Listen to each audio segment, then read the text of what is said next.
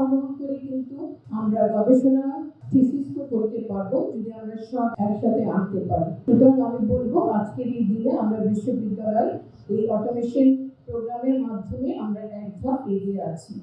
এই অটোমেশন প্রোগ্রামের উদ্দেশ্য কি?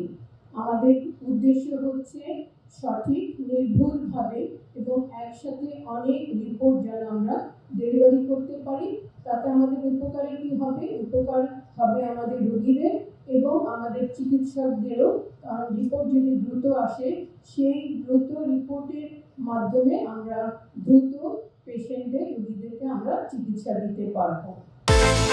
বিকাশ পেমেন্টে 10,000 টাকার বেশি অফার, শপিং চলছে তো।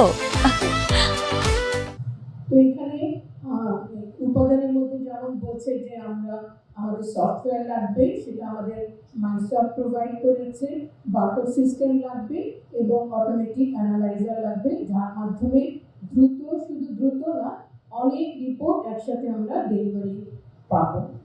তো এর পিছনে শুধু খরচের মধ্যে যেটা আছে, যেহেতু আমি ট্রেজারার, খরচের মধ্যে হলো আমাদের এই সিস্টেমগুলি সফটওয়্যারে এটা মেইনটেনেন্স একটা ফি যাবে, সেটা আমরা আমাদের বিশ্ববিদ্যালয়ে দিতে প্রস্তুত।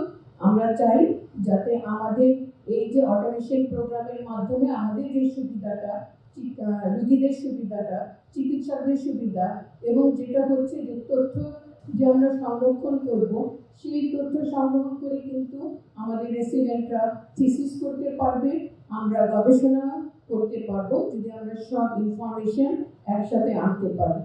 তো আমি এই অটোমেশন প্রোগ্রামের পিছনে যারা আছেন, আমাদের ডিন স্যার, আমাদের vice chancellor, pro vice chancellor sir এবং সকল শিক্ষক কর্মকর্তা যারা এই অটোমেশন সিস্টেমে ইনভলভ ছিল, তাদেরকে অভিনন্দন জানাচ্ছি এবং সবাইকে ধন্যবাদ জানিয়ে শেষ করছি। আসসালামু আলাইকুম।